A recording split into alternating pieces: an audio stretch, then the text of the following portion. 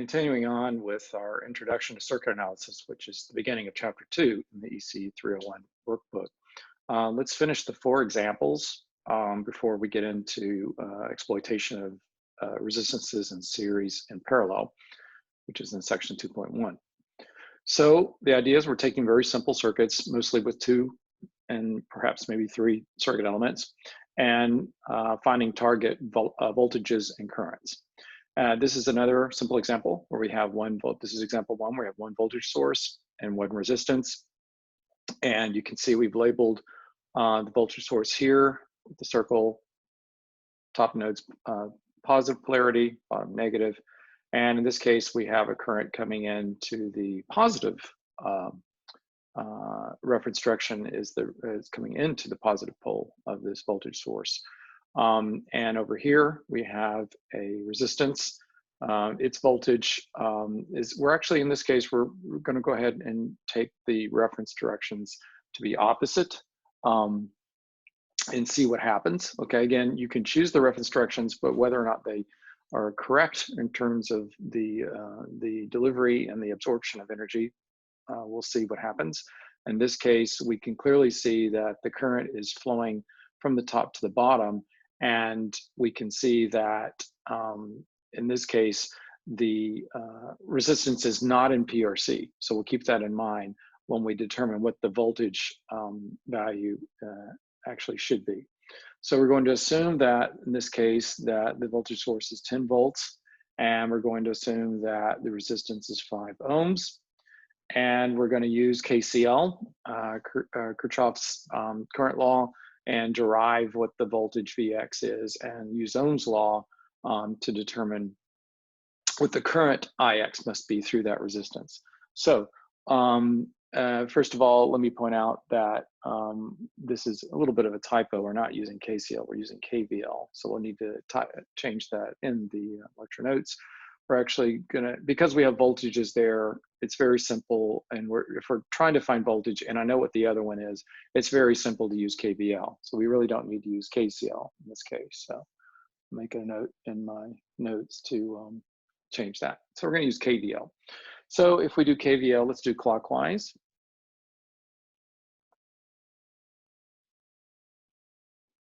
Okay, so we're gonna do a clockwise looping with the voltages, and if we were going clockwise, we would be coming into the negative pole of the voltage source. So we would have minus Vs, and then we would be coming into the negative polarity of the voltage for the resistance. So that again would be another minus Vx, and that would be equal to 0, which would then suggest that the voltage we're seeking through the resistance X must be opposite. It has the same magnitude, but it has opposite sign as the voltage source. Okay, so keep in mind that should make sense because both of these circuit elements are in parallel, which means their magnitudes can be the same, but not necessarily their signs, right?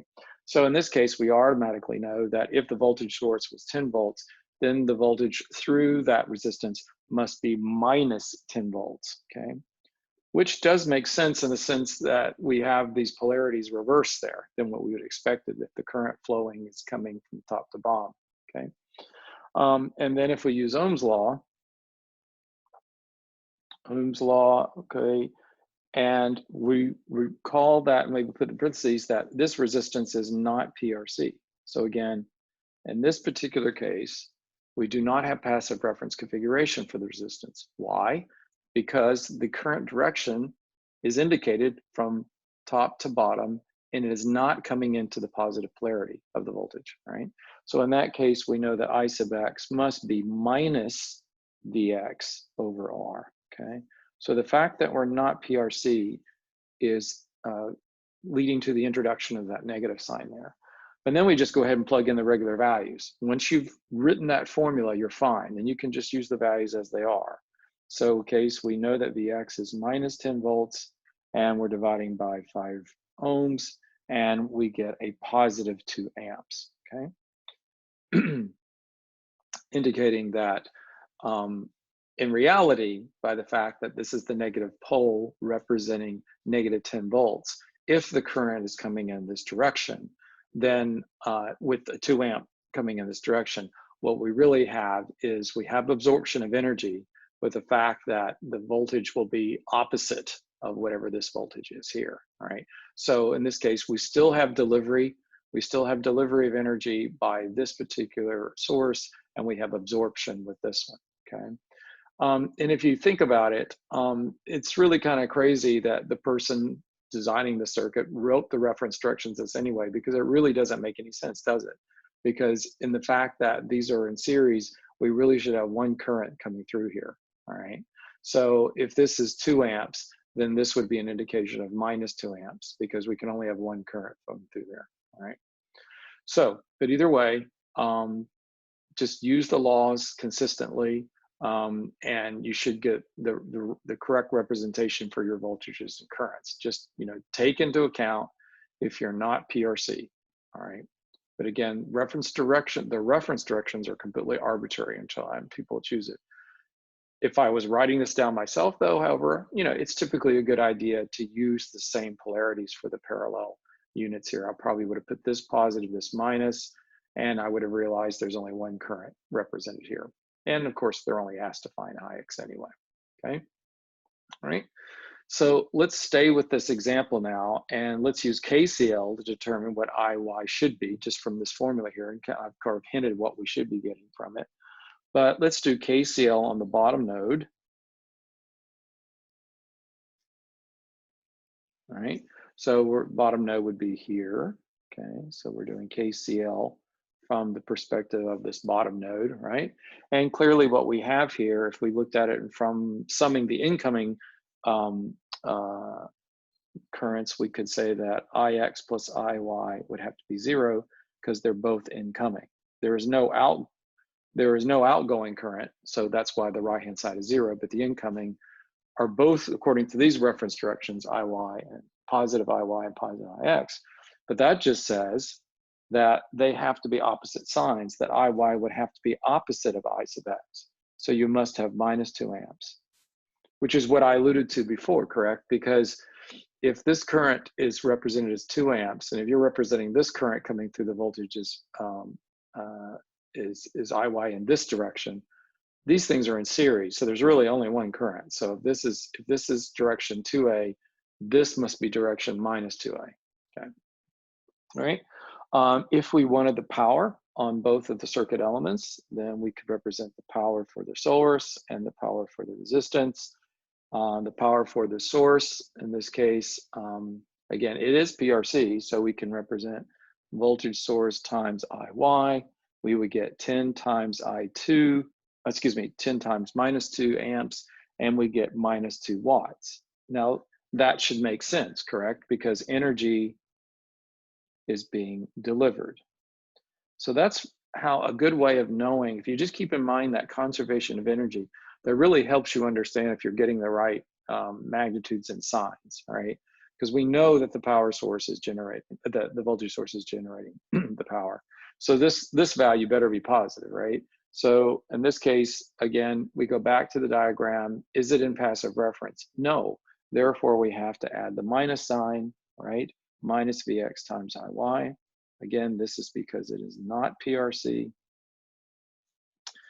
But then use the values that you have. The fact that the formula says you have to flip the voltage polarity there, plug in the -10 volts, plug in the 2 amps, and lo and behold, you get the positive 2 watts. And that's how we know that these values in the top box must have been correct, because here clearly energy is absorbed. And that's exactly what must happen in the case of a resistance, right? So if someone wants to represent the current, which is not PRC here, then the voltage has to be represented as negative, right? So simply because the power must be positive for resistance, it's absolutely no other way, okay? So let's go on to example, that was on page 23. We're gonna flip over a little bit more complicated example, but not too bad. We're gonna use both KCL and KVL in play for this one. A little bit more complicated because we have more circuit elements here, and let's just try to go through it and recognize what we have. Certainly we have the two resistances there indicated, 10 ohms and 5 ohms, and you can see their currents represented, Ix, the voltage here for that resistance, plus minus. Notice it's in PRC, that looks awesome.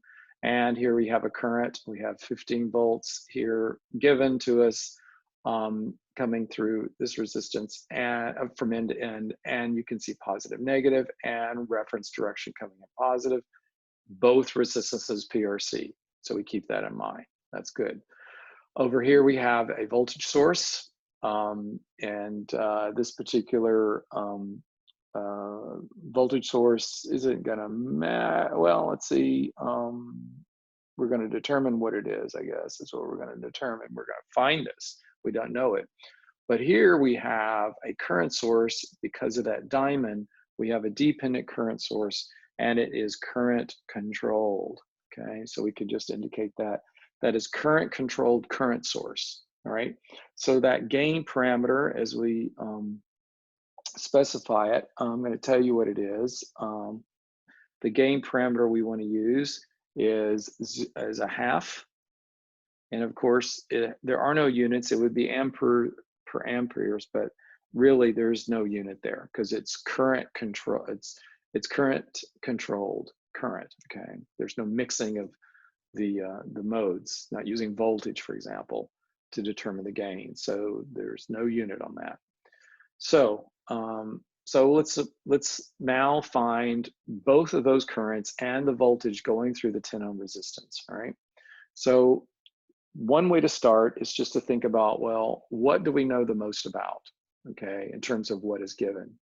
And I would hope you'd look over far to the right and say, well, you've got voltage and you have resistance on this particular circuit element. So hopefully we would recognize that's immediately use Ohm's law, because you have two of the three components of Ohm's law. Is the circuit element in PRC? Yes, it is, all right? So let's solve for the current. IY then has to be the voltage, which is 15 volts, divided by the resistance, which is 5 ohms. And clearly that is going to give us 3 amps. So we know there are 3 amps flowing through that resistance. That's just immediately. When you have 2 out of the 3 components of Ohm's law, you use it. All right. Now, what we'd like to do is get, let's see if we can figure out another current. We would like to try to get Ix. So let's look at, if you want relationships with currents, most of the time, you're going to be looking at KCL, the current law, which makes sense. Currents, you're looking for currents, look for a current law. So we'll do the top node in KCL. All right, so we're looking at this node right here for KCL, okay? And we're looking at what representation of currents do we have, right? Well, we have Ix coming in, and we have this other current, which is current controlled, but it's coming in as well. So we have Ix plus, in this case, A is 0.5 Ix, so it's, you know, whatever this current over here is, this is a dependent current source depending upon it. So those are the two incomings. It must be equal to the outgoing, and we've referenced Iy as the outgoing from that, right? So again, at this node, another little diagram here, you have Ix coming in, you have AIX coming in, and you have Iy going out, okay? So therefore, KCL says this must be true. So if we solve for that, we could add the 1 and the half together. 1.5 Ix has to be Iy. So that tells us that Iy, which is equal to 3 amps. So therefore, Iy must be equal to 2 amps. Okay, excuse me, Ix must be equal to 2 amps, because 2 times 1.5 is 3.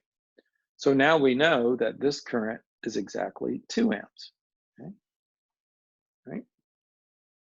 And again, this would have been a half Ix, which would be a half of that, which would be 1. And that makes sense.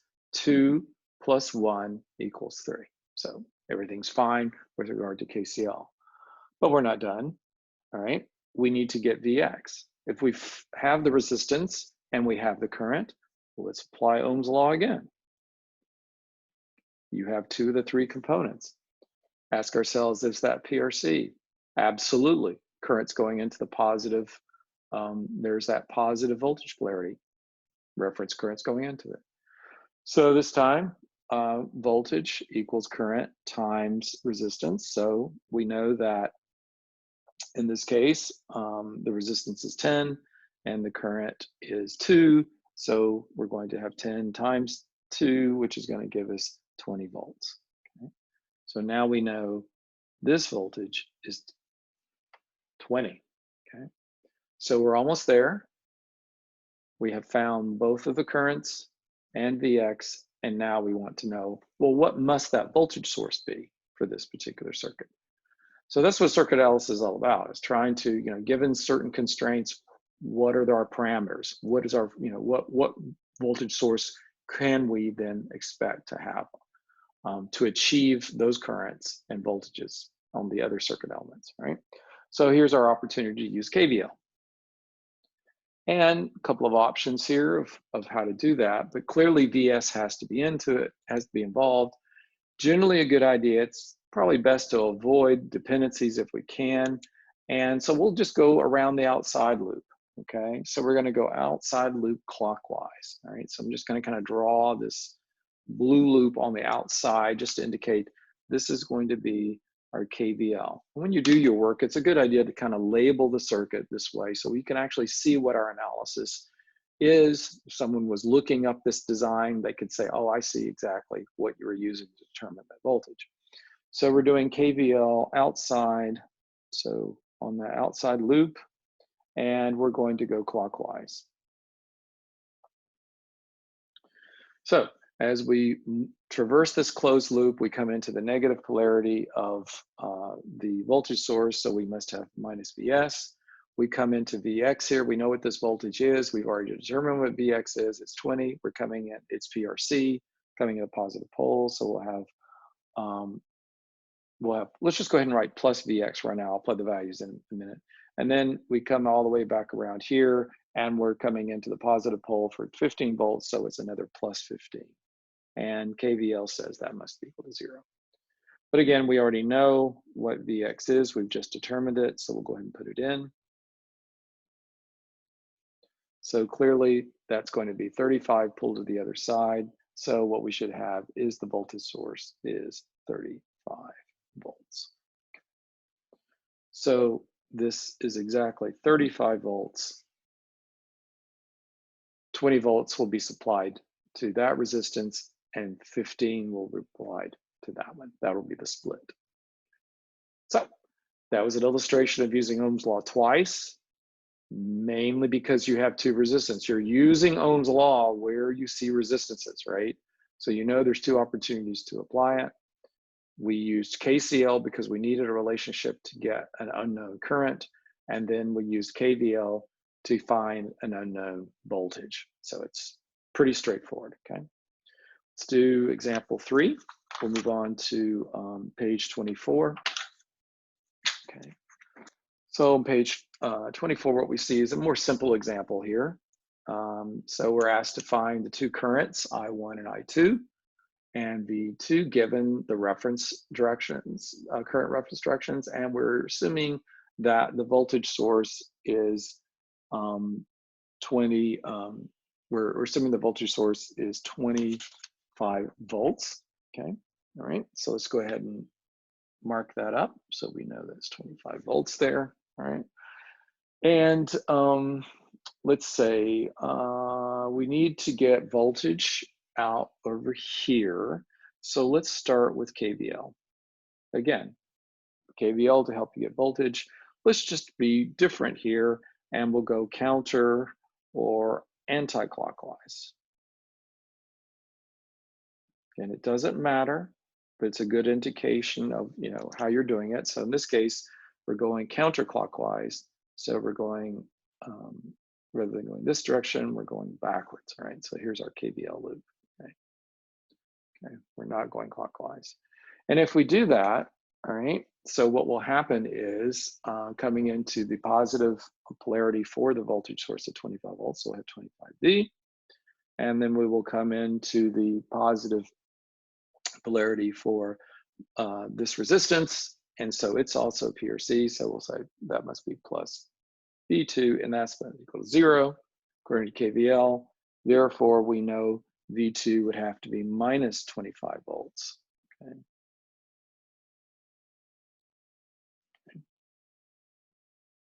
Now, in this, it's interesting here, noticing that the current now representation here, the current representation is going counterclockwise, which is interesting, right? And the voltage polarity is indicated positive here. So we must have, remember, positive power for that. That might give us a hint on what kind of current value we can expect on I2, all right? Because this is reference, this is PRC, right? So let's just go ahead and make note. We know that's PRC. We better get positive power out of that. So that's a sort of a heads up on what we can expect on getting out of current, okay? So let's go ahead and do Ohm's law. Ohm's law, we're doing it on this. We just figured out the voltage there, and we have the resistance, so we ought to get the current. We just said it's PRC, so the voltage has to be the current times the resistance, so it's I2 times the resistance, which is 25 ohms. Okay.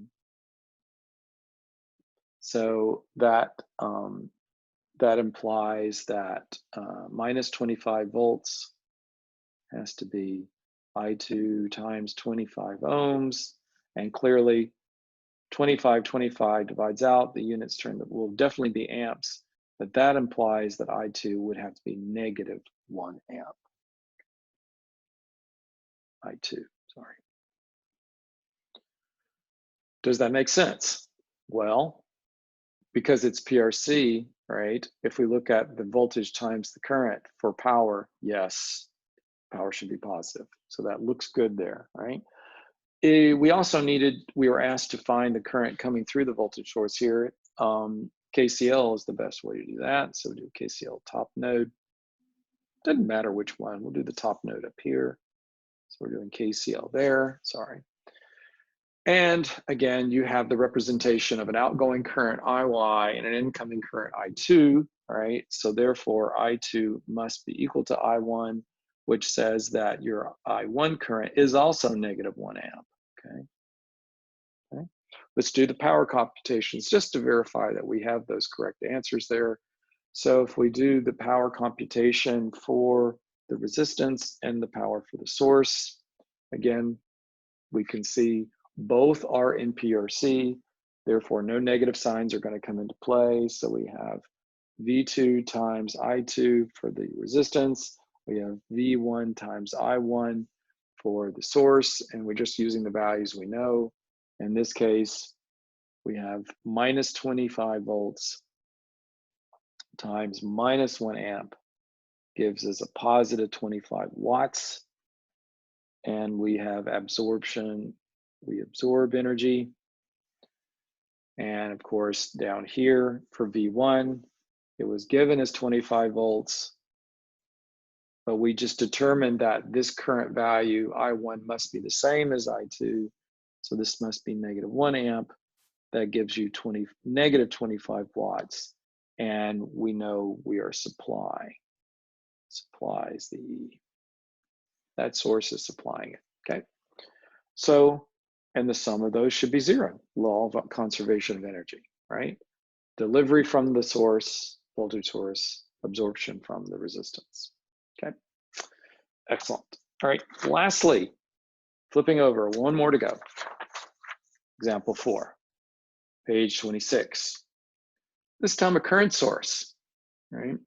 So we have a current source, okay? It's not dependent, it's constant, and it's given to be 2 amps. So this is 2 amps right here, okay? I have a resistance, 40 ohms. It's definitely PRC, might make a note there. That resistance is definitely PRC. And we have the current source here is polarity, the voltage source, the voltage on this current source indicated by Vs. We can see the current is representation of not PRC in that case, right? But it's clearly an independent current source, right? And we are asked to find both voltages, both powers, and that IR current, right?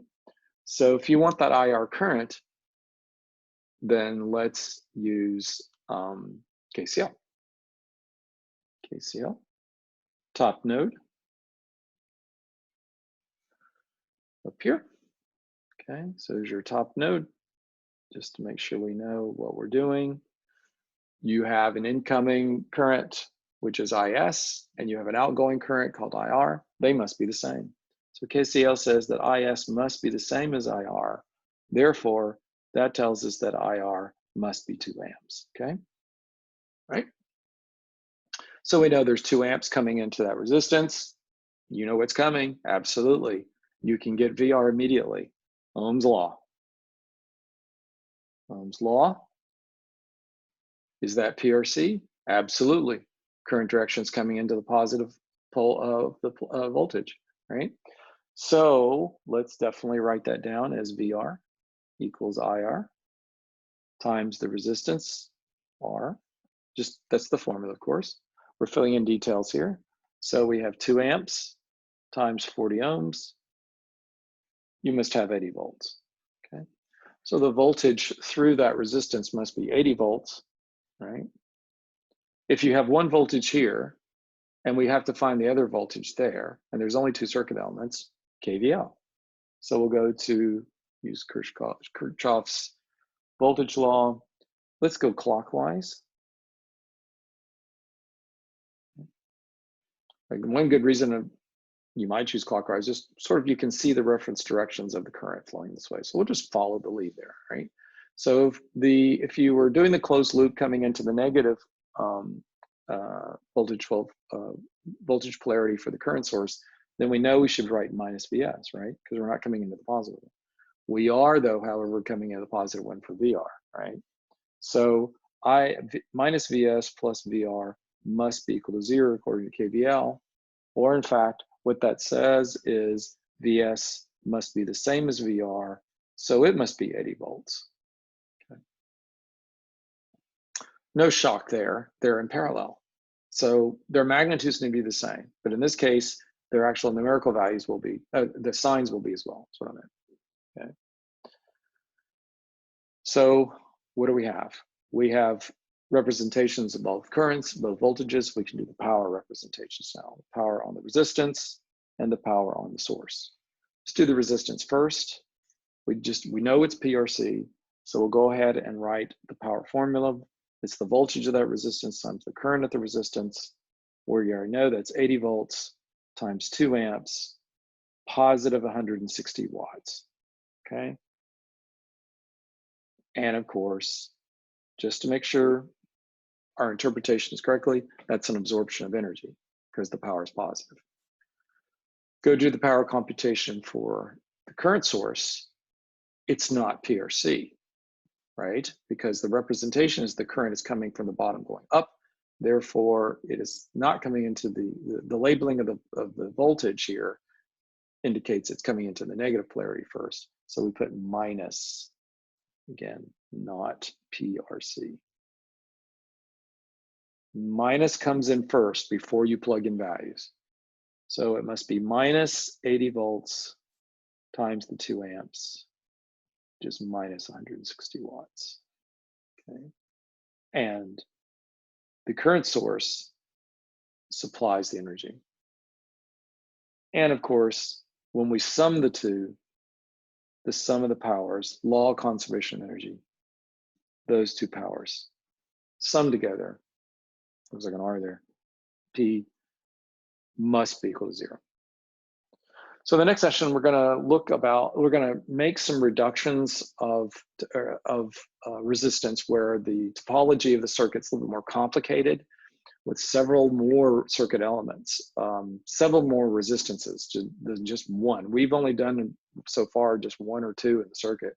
So now the next section, we're going to have more resistances, and we're going to exploit the properties of series and parallel to reduce the circuit in a simpler way, and then be able to apply Ohm's law, then exploit KVL and KCL just like we did here.